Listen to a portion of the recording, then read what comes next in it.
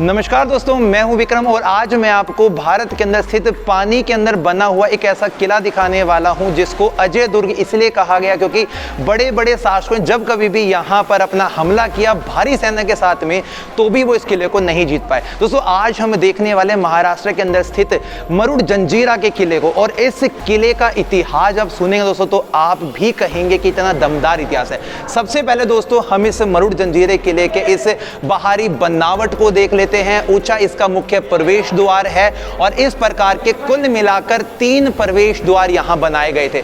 दोस्तों सामने की तरफ आप देख रहे हैं 6 हाथी और 1 शेर, ये इनका राज्य सिंबल हुआ करता था और ये एक मुद्रा यानी कि टकसाल एक सिक्का चलाते थे, जिस सिक्के के ऊपर जब कोई भी व्यक्ति इस गेट से बाहर की तरफ जाता था ना तो उसके पास वो सिक्का होना जरूरी था।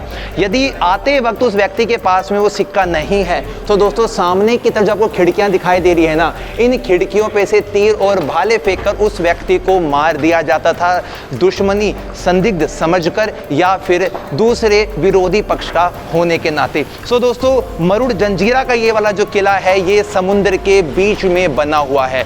यहाँ पर आने का एकमात्र रास्ता है पानी की ये वाली बोट। देख सकते हैं दोस्तों यहाँ पर इसी बोट के माध्यम से हम लोग अंदर की तरफ आए हैं और इस बोट के प्रवेश द्वार पर जैसे ही आप कदम रखेंगे ना तो आपको काले पत्थर से बनी हुई वो इमारतें आज भी दिखाई दे जाएंगी जो यहाँ की शान और शौकत को बढ़ाती हैं। मरुड जंजीरा किले के प्रवेश द्वार पर लगा हुआ है तकरीबन 15 से 17 फीट ऊंचा भारी दरवाजा, और ये दरवाजा पूरा सिर्फ राजा के लिए खुला करता था, लोगों के लिए ये छोटा दरवाजा खुलता था। और आज के वक्त में आप इस पूरे किले के इतिहास को अभी हम दोस्तों शुरू करेंगे।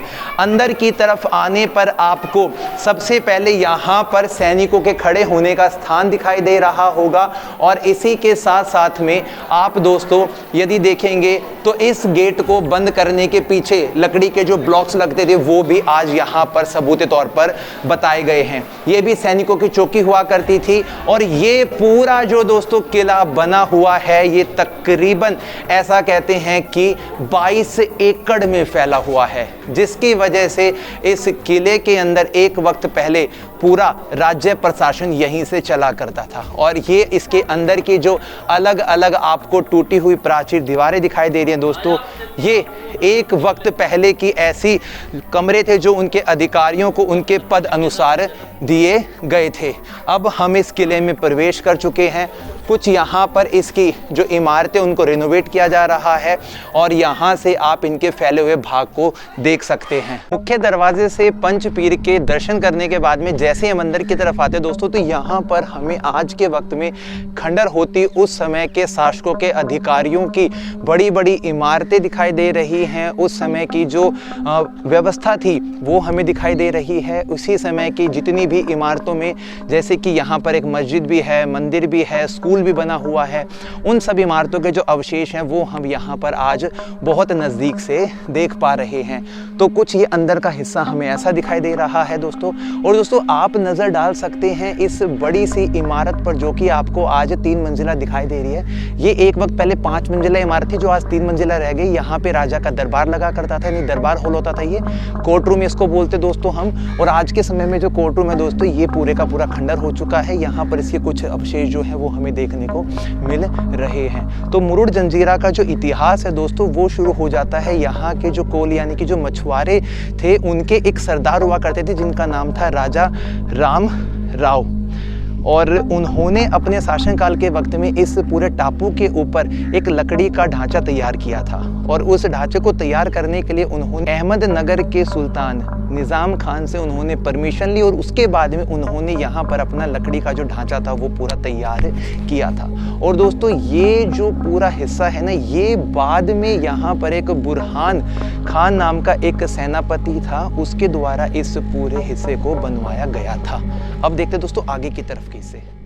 खारे पानी के बीच में बना हुआ ये वाला जो किला है, यहाँ पर एक कुदरती चमत्कार जब देखने को मिला, जब दोस्तों आप इस बड़े कुंड को देखेंगे। इस प्रकार के कुल मिलाकर 2 कुंड बनाए गए हैं, दोनों कुंडों के अंदर बिल्कुल मीठा पानी आता है। सो ये बात जब आप सुनेंगे तो आप बड़े हैरान हो जाएंगे, क्योंकि समुद्र का पानी तो खारा होता है, लेकिन ये मीठा पानी कैसा आया। तो दोस्तों जब यहाँ के सिद्धि शासकों ने इस पूरे किले को बनाने का निर्णय लिया, तो इस किले को बनाने के लिए जो पत्थर इस्तेमाल किए गए थे वो इसी पहाड़ के इस्तेमाल किए गए थे। तो उन्होंने इस किले को बनाने के लिए सबसे पहले इन पत्थरों की खुदाई के लिए इस पहाड़ को तोड़ा, और जब तक कि नीचे वाले हिस्से से पानी ना निकल जाए। और नीचे वाले हिस्से में दोस्तों समुद्र, फिर उसके बाद रेत, फिर उसके बाद जो बड़ी बड़ी चट्टानों को तोड़ने के बाद में 30 और 60 फीट की गहराई पर ये बड़े बड़े पानी की नेचुरल झील यहाँ पर मिली, जिसका पानी आज भी बिल्कुल मीठा है। और बताते बाद में इसके अंदर पानी जो था बारिश का संचय होता था, इकट्ठा होता था। तो ये यहाँ पर एक चमत्कारी चीज़ थी, क्योंकि यहाँ पर पानी की व्यवस्था महीनों महीनों तक रहती थी, पूरे साल पानी नहीं सूखता था। अगर बाहरी कोई भी आक्रमण करता जंजीरा किले पे, तो यहाँ के शासकों, उनकी पूरी प्रजा के पास में पानी और सामग्री का स्रोत हुआ करता था। और इसी प्रकार की एक दूसरी जो झील है दोस्तों, वो दूसरी दिशा में बनी हुई है, उसको भी हम कैप्चर करेंगे। पीछे वाले हिस्से में हमें इस पूरे किले के जो बुर्ज वाले पोर्शन है उनको देखने का मौका मिल रहा है। और दोस्तों यहाँ से है ना कुल मिलाकर 125 सीढ़ियाँ बनती हैं, जिन सीढ़ियों की मदद से हम इसके सबसे टॉप वाले पोर्शन में चले जाएंगे, जहाँ से हम इस पूरे किले के 22 एकड़ वाले भाग को समझेंगे, देखेंगे। तो चलते दोस्तों आगे की तरफ।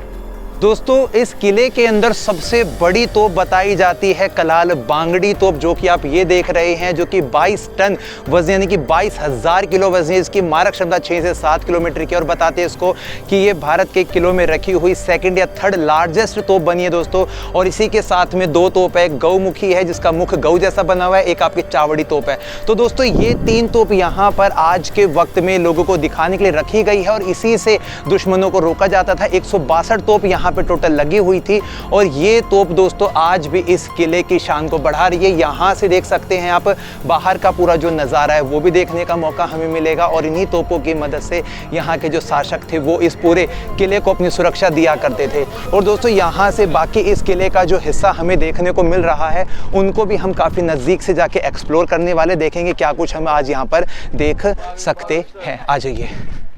मुरुन जंजीरा के इस किले को जीतने के लिए पुर्तगालियों ने, अंग्रेजों ने, यहाँ तक कि मराठा शासकों के छत्रपति शिवाजी महाराज ने भी यहाँ पर 3 बार हमले किए दोस्तों, लेकिन इस किले को वो भी नहीं जीत पाए। और दोस्तों इस किले को ना जीतने का कारण है, यहाँ आप देख सकते हैं चारों तरफ से इस किले को इस समुद्र की गहरी गहरी इन खाइयों ने बचा के रखा हुआ है। और दोस्तों यहाँ पर आपको जितने भी बुर्ज दिखाई दे रहे हैं, इन सभी बुर्जों के अंदर यहाँ पे लगी रहती थी तोपें। और ये इस किले का दोस्तों वो वाला भाग है जहाँ से आप देखेंगे सामने फ्लैग टंगता था, जो कि दूर तक इस किले के होने की मौजूदगी दिखाया करता था। और दोस्तों सामने की तरफ आप इसके जितने भी भाग देख रहे हैं वो है इस किले का मुख्य भाग। सामने की तरफ दोस्तों जो आपको गाँव वाला हिस्सा दिखाई दे रहा है ना, इस हिस्से को दोस्तों कहा जाता है यहाँ का मुख्य पॉइंट, जहाँ पर बनी है एक सुरंग। और दोस्तों ये जो सुरंग है वो यहाँ से सिद्धि शासकों के द्वारा बनाई गई थी आपातकाल के समय में बचकर निकलने के लिए, और जिसकी बाद में आज के वक्त में सुरंग को 1947 के बाद में बंद कर दिया गया है। और फिर भी यहाँ पर आज हम उसके कुछ अवशेषों को ज़रूर देख और समझ पा सकते हैं। दोस्तों बताते हैं कि यहाँ पर शिवाजी महाराज के जो बेटे थे संभाजी राजे, उन्होंने इस किले को जीतने के लिए कूच किया था। तो इस किले को जीतने की जो योजना बनाई थी वो क्या थी, सामने की तरफ एक पुल बनाने की उन्होंने कोशिश की थी कि समुद्र के पानी के अंदर पत्थर डालकर एक पुल बनाया जाएगा, जिससे कि वो इस किले में एंटर कर पाएंगे। लेकिन समुद्र की गहराई होने की वजह से पुल उनका नाकाम रहा। तो उन्होंने क्या निर्णय लिया दोस्तों, सामने की तरफ एक छोटा सा टापू बना हुआ है जहाँ पर पद्म दुर्ग हमें यहाँ से थोड़ा बहुत धुंधला दिखाई दे रहा है, वहाँ पर संभाजी राजे ने एक किला बनाया था, जिस किले का निर्माण आज अधूरा रह गया है। और यही सोच के बनाया गया था कि इस किले को हराने के लिए वहां से गोले दागे जाएंगे, लेकिन वो भी काम मुमकिन ना हो सका। लेकिन दोस्तों मराठों की जो ये वाली कोशिश है 1736 में जाकर पूरी हुई। और जो यहाँ पर मराठा शासकों के जो सबसे एक ताकतवर शासक थे, जिन शासकों के नाम की यदि हम बात करते हैं, चिमाजी अप्पा, उनके नेतृत्व में पेशवा बाजीराव प्रथम ने इस पूरे किले को 1736 के वक्त में जीत लिया और यहाँ पर जो यहाँ के सिद्धि शासक थे उनके साथ में शांति समझौता किया और इस किले को दोबारा से सिद्धि शासकों के हाथ में ही दे दिया और यहाँ से 1947 तक सिद्धि शासकों का ही राज रहा। सिद्धि शासकों में से जो सबसे प्रमुख यहाँ बताए जाते हैं जिनका नाम है मलिक अंबर, जो पहले बताए जाते जो अफ्रीकन थे। और दोस्तों उसके बाद में यदि हम कुछ और शासकों की यहाँ पे बात करते हैं जैसे कि सिद्दी कासिम याकूत खान हो गए जिनका शासनकाल 1670 से 1677 तक था। उसके बाद में उन्हीं के भाई थे खैरियत खान हो गए, उसके बाद में सिद्दी सुरुल खान हो गए। इन सब के मकबरे को भी हम देखेंगे दोस्तों। तो ये यहाँ के सबसे प्रमुख शासक रहे हैं। 1947 के बाद में जब ये रियासत जुड़ गई तो दोस्तों यहाँ के शासक थे वो इंदौर में चले गए। एक इनका पैलेस है जहाँ पर उनके वंशावली के लोग आज भी रहते हैं। सो दोस्तों ये यहाँ का सबसे पीक पॉइंट है। यहाँ चढ़ेंगे, इस पूरे हिस्से को हम एक बार व्यू करेंगे। आइए, मुरुड जंजीरा किले के सबसे ऊपरी यानी कि पीक वाले पोर्शन से दोस्तों हम इस किले के पूरे हिस्से को देख सकते हैं। आप अपनी नज़रों को इसके जिस भाग में लेकर जा रहे, यहाँ पर सैनिकों के रुकने का स्थान, उनके बड़े बड़े बुर्ज हुआ करते थे। और इस वाले हिस्से में दोस्तों मैं आपको दिखाता हूँ, यहाँ पर वाइट रंग की आपको उस समय की एक मस्जिद दिखाई दे रही है। यहीं पर एक मंदिर बना हुआ है। सामने की तरफ उस समय का स्कूल, एक पानी का कुंड बना हुआ है। उन अधिकारियों के छोटे बड़े टूटे हुए घर हमें आज दिखाई दे रहे हैं। और यहाँ वाले पोर्शन में दोस्तों उस समय का राज दरबार बना हुआ है जहां पर उनकी मीटिंग हुआ करती थी। देख सकते हैं इस इमारत का क्या हाल हो चुका आज के वक्त में। और यहाँ पर इसका जो सबसे बड़ा गहरा 60 फीट गहरा जो कुंड है मीठे पानी का, वो देखने को मिल रहा है। और इसके चारों तरफ फैले हुए इसके 19 बड़े बड़े बुर्ज और जिन बुर्ज के ऊपर रखी हुई बड़ी बड़ी तोपें। और दोस्तों सामने की तरफ फैला हुआ पूरे का पूरा यहाँ पर अरेबियन सी। और अरेबियन सी के साथ साथ में दोस्तों इधर वाला जो हिस्सा है देख सकते हैं कितना ये फेड हो चुका है वाष्पीकरण की वजह से। ये वाला हिस्से पे दोस्तों फ्लैग लगाया जाता था। और यहाँ पर दोस्तों सिद्धि शासकों के वक्त में 450 से भी ज़्यादा परिवार के लोग रहते थे। यहीं पर खेती किया करते थे, स्कूल व्यवस्था यहाँ पे हुआ करती थी, सारा काम वो यहीं से चलाते थे। तो ये भी उस समय का एक हिस्सा दिखाई दे रहा है। यहीं पे उनके बारूद खाने यानी कि दारू खाने बने हुए थे जिसके अंदर बारूद के गोले बना के रखे जाते थे। और उनको स्टोर करने के लिए जो सबसे नीचे वाला तल है उसमें उनको एकत्रित करके रखा जाता था। इधर वाले हिस्से में दोस्तों यदि हम थोड़ा आगे की तरफ आते हैं ना तो यहाँ पर आप उस समय की एक छोटी सी तोप भी देख सकते हैं जो यहाँ पर आज गिरी हुई है। इस प्रकार की कुल मिलाकर 162 तोप बताई जाती थी। और इन तोपों को दोस्तों इस तरीके से बनाया गया था कि गर्मी में रहने के बाद भी ये बिल्कुल गर्म नहीं होती थी। इस मेटल का इसमें इस्तेमाल किया गया था। सो दोस्तों मुरुड जंजीरा किले को देखने का जो हमारा सपना था ना वो इसलिए भी अहमियत में था क्योंकि ये एकमात्र ऐसा किला है जो चारों तरफ से पानी से घिरा हुआ है और आज तक कोई भी शासक इस किले को नहीं जीत पाया। मराठों ने इस किले को 1736 में जीता लेकिन शांति समझौते के बाद में ये वाला किला सिद्धि शासकों के अधीन में चला गया था, यानी कि जीतने के बाद भी जीता ना माना गया। और भारत का एकमात्र किला जिस पे पुर्तगालियों ने, जिसके ऊपर ब्रिटिश गवर्नमेंट ने, मराठों ने अपनी पूरी ताकत लगाई, मुगलों ने पूरी ताकत लगाई, लेकिन इस किले को कभी भी वो जीत नहीं पाए। सो दोस्तों इस किले को करके हमें बड़ा अच्छा लगा। अब जाएं किसी नए भाग की तरफ, तब तक के लिए जय हिंद, जय भारत।